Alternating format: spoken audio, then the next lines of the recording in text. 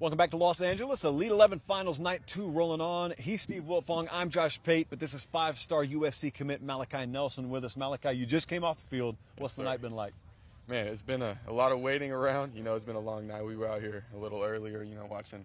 There's a lot of us throwing tonight, and it takes about 20 minutes to get through the drill. But it was good to watch these guys compete and finally get to go out there and throw. And man, it's amazing to be out here. It's really a blessing. Malachi, we were talking to Dante Moore earlier, and similar to him, you were one of the first quarterbacks in this class to really emerge nationally early, just so long ago. Yeah. Do you feel like it was yesterday, or what's this journey been like from here to Elite 11? It's wild. It's wild. I remember. I've been going to the regional since I was in like 8th grade. With Joey and Brian, they all invited me out, and it's been a long time coming since then. Man, it's been a blessing to just grow since then, and it's been a long time, but finally here. It's finally my turn. Same with Dante. We're growing up, and it's finally our turn watching all these Elite 11 guys. CJ and Bryce and all of them go through it, and it's our turn to compete, and we're having fun with it. A lot of guys talk about things they take away when they're here, things they learn when they're here. Are there specific things that you've learned this weekend 100%. you feel confident taking 100%. with you? I can't wait to get home and open my notebook up and read all of the gems that I've really gotten from these people. And I was talking with Greg Biggins the first day, and I was like, man, I really just want to be a sponge, and soak up as much knowledge as I can from all these coaches. Even the players.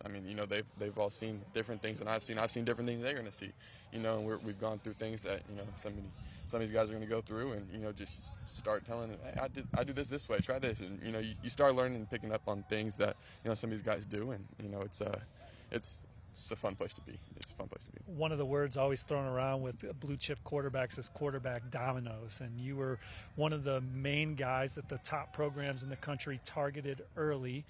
And so before they pivoted to the next guy, you were one of the elite passers.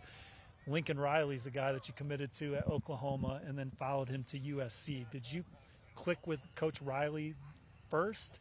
Did you always know you were going to play for him, or what was your journey that led you to commit to him once and then twice? Man, that's a great question. It's funny. It was a long time coming to where I found myself going there, really. And I remember I was young. I want to say I was in freshman, sophomore year, whenever it was. And I remember seeing a crystal ball to Oklahoma, and I was like, what in the world? Like, I'm not going to Oklahoma. Like, I'll never go there. And obviously things, ended up panning out, and it's wild how it all played out.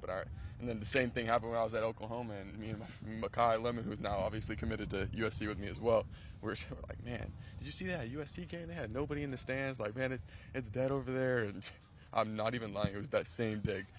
20 minutes later, we were at Cheesecake Factory, and Coach Riley made the switch to USC, and we're like, what in the world?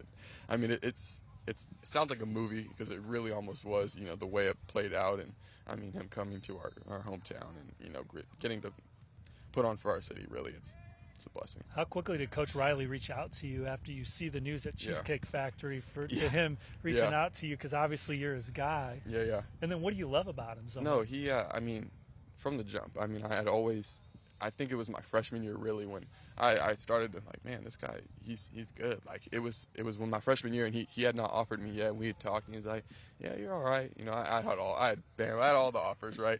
And he's like, yeah, you're all right. We'll keep watching you over the next couple of years. And it was after my sophomore season. I had a decent season, and he ended up offering me, and everything fell into place after that. But when he came over here, I remember, it was the night that it happened, and we hadn't talked. And I remember sending him a text. I was like, I don't believe it until I hear from you, Coach, right? And he ended up calling me that night. And it's funny, when the NCAA was like going through his vote and stuff, like it said like Malachi Nelson, like, because they wanted to know if, like, he told me, and I had no recollection that this was happening, right? And he called me, and we talked, and I was like, okay, it's perfect, right? He came to the hometown. He's like, I would be lying if you didn't have a little bit of a reasoning behind this, and it ended up working out. And now we're focused on building this class up, and it's going to be exciting to be a part of bringing USC back to what we got Matt Leinart out here and chopping it up with him, and those days were the days that we want to bring it back to, and it's going to be exciting to be at the forefront of that. Malachi Nelson, brother, appreciate you joining us. Good luck this fall. Good luck at the next level. Thank you. Appreciate it.